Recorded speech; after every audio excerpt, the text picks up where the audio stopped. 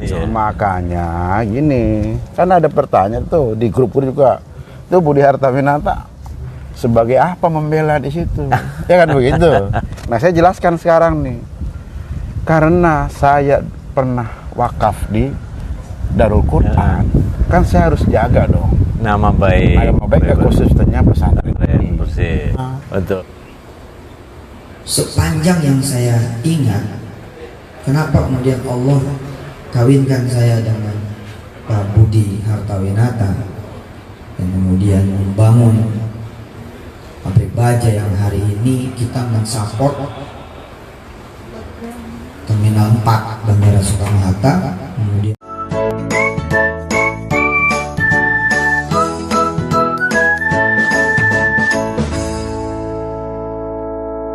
Assalamualaikum warahmatullahi wabarakatuh. Welcome back to my channel Detektif D. Yuk teman-teman, kita sesuai dengan obrolan yang kemarin ngebahas tentang orang yang satu ini ya. Orang yang satu ini ya Bapak ini ya. Karena nanti saya sebutkan berdasarkan data yang ada ya. Nah teman-teman, jadi sebelum kita cerita tentang Bapak yang satu ini, sebenarnya ada dua video ya. Yang pertama memang dia sendiri mengakui kedekatannya dengan Pak Jaman, tapi di sisi lain Pak Jaman menceritakan bahwasanya kedekatannya bukan cuma itu, bukan cuma sekedar wakaf. Yuk kita lihat dulu videonya yang satu ini. Yuk check it out. Dan Darul Quran ini dekat. Dulu saya itu ngefans sama Ustaz. Nah, jadi dulu saya ngefans, Saya dulu ngefans sama Ustaz waktu itu masih di TPI ya. Iya TPI. Acara TPI yang subuh itu. Iya, nikmatnya sedekah. Nikmatnya sedekah. Dulu saya di TPI itu selalu subuh kan nonton tayangannya TPI itu. Dan saya dulu di hati tuh begini bilang nih, aduh ini pemikiran Ustadz sama nih dengan saya nih. Sedekah memang membuat kita jadi hidup berubah, kan gitu kan. Karena saya ini merantau dari kampung jauh sana ya. Dipakainya sedekah, minimal sedekah senyuman lah kan. Iya. Nah saya dulu itu bercita-cita tuh kepengen banget, saya kepengen banget ketemu sama Ustadz Yusuf Mansur waktu itu masih TPI. Lalu saya tanya teman saya, gimana caranya kita ikut pengajian di TPI itu ya? Dia bilang, waduh susah kayaknya, kita mesti ngantri kayaknya tuh kan, subuh-subuh katanya. Wah, iya. Tapi saya tetap di pikiran saya ini pengen banget nih ketemu sama Ustadz Yusuf Mansur. Dan alhamdulillah di 2010 itu, ini kan kita bercerita kisah saya. Ya kisah masa lalu. Kita meriwain dulu masa lalu. Ya kan? Perjalanan saya di Darul Quran ini. Akhirnya waktu itu ada Ustadz Sani. Waktu itu masih di BPP awal. BPP awal. Iya. Waktu itu ada santri yang butuh tempat. Kebetulan saya di Cikarang itu baru beli tanah, ada bangunan mirip sekolah. Nah disitulah mulai waktu itu saya dulu punya tanah cuma dua Pak Dwi. Satu 1.000, satu 10.000. Tapi waktu tahun 2010-an itu ya, saya memilih untuk memberikan yang 10.000 ini. Yang 10.000 itu untuk pesantren. Pesantren yang 1.000 tetap bengkel las saya. 10 tahun yang lalu tuh. Iya. Ya, tapi alhamdulillah sekarang ya workshop saya kayaknya udah ada 100.000 deh. Masya Allah. Cuman ini kalau nanti dibilang kita ria pula nanti. Enggak lah ya kan. Jadi artinya memang cerita yang seperti itu banyak juga yang disampaikan kepada Ustadz Yusuf Mansur, dan Ustadz Yusuf Mansur cuman bilang bahwa sedekah itu nyata. Iya, itulah ya. Cuman kalau saya kan suka bilang sedekah itu sedekah yang paling bagus apa sih? Kalau saya pribadi saya bilang sedekah yang ngena menurut saya itu adalah di saat sayanya merasa kehilangan. Iya. Ya kan? Karena tadi saya bilang saya punya tanah 1.000, satu 10.000. Tapi saya waktu itu udahlah saya wakafin, kan ini ada penghafal Quran, ada 400 anak yang untuk apa. Nah waktu itu mumpung ya kan. Kan tidak semua juga orang bersedekah, orang berwakaf ya kan Pak Dwi. Bisa tuh. Itu rezeki loh. Itu artinya sedekahnya tidak digunakan untuk keperluan pribadi Ustadz Yusuf Mansur dong? Bukan, makanya buat itu buat pesantren kan gitu loh. Iya, jadi artinya kan kan ada yang tudingan kalau sedekah itu Ustadz makan uang sedekah itu. Disitulah awal saya kedekatan saya dengan Ustadz Yusuf Mansur, dan saya alhamdulillah setelah saya dekat dengan pesantren Darul Quran, hidup saya ya pelan-pelan jadi lebih baik kan gitu. Ya, bukan saya nggak baik ya, tapi artinya lebih baik dari sebelumnya. Dari sebelumnya. Jadi sebelumnya saya itu tidak pernah, saya nggak ngerti tuh dunia pesantren. Saya ini kontraktor Pak Dwi.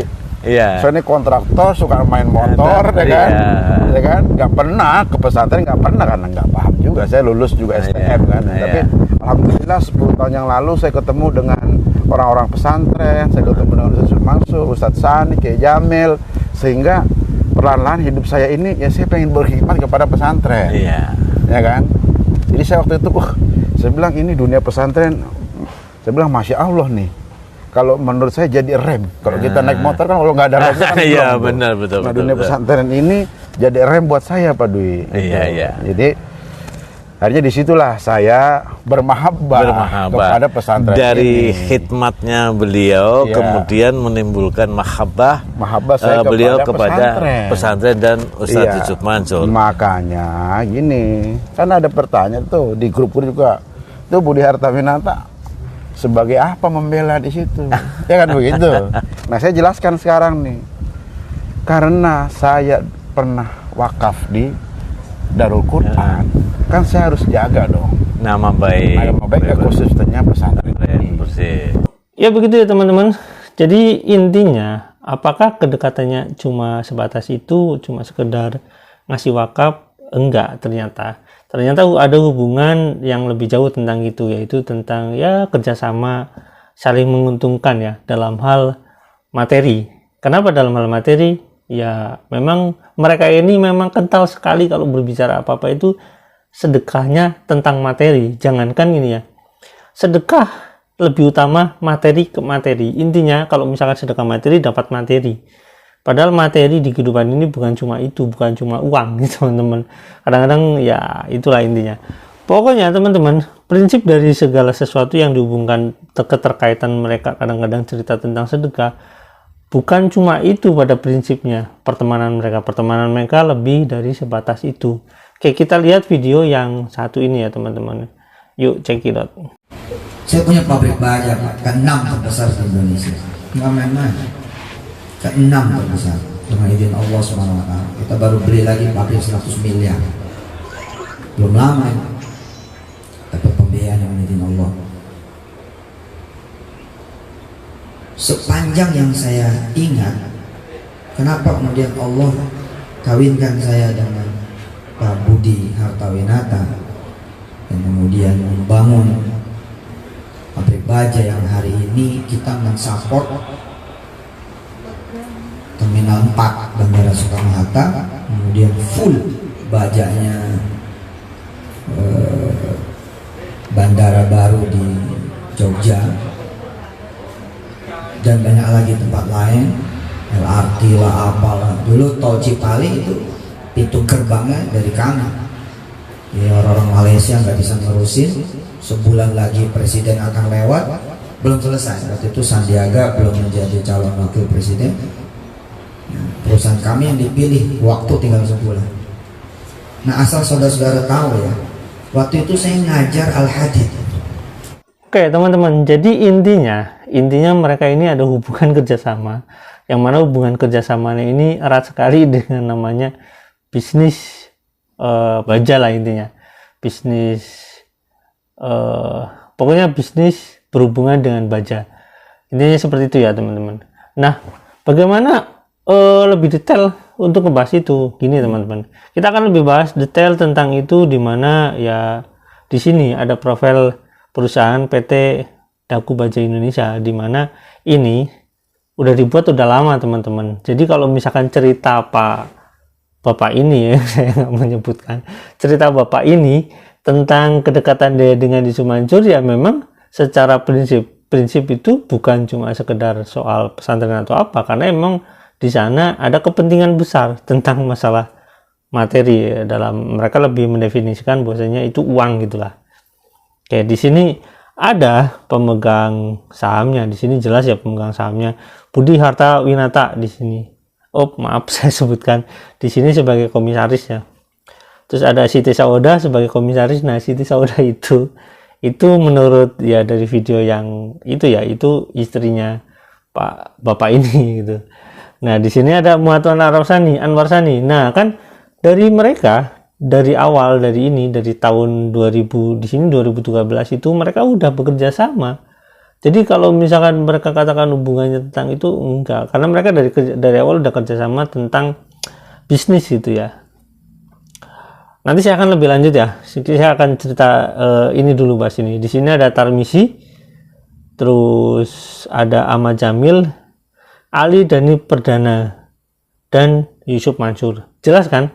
Orang-orang ini terkait dalam satu rangkaian bisnis yang di sini namanya PT Daku Baja Indonesia, di mana ada nama Daku, tapi ada nama Baja, ada nama Indonesia. Jadi PT Daku Baja Indonesia ini ya otomatis berbicara tentang baja, bisnis-bisnis yang berhubungan dengan baja. Nah, apakah, ini jadi pertanyaan nih teman-teman, apakah pembangunan pesantren itu, terus pembangunan yang berhubungan dengan properti yang harus dipasok dengan baja, apakah mereka yang membisniskannya?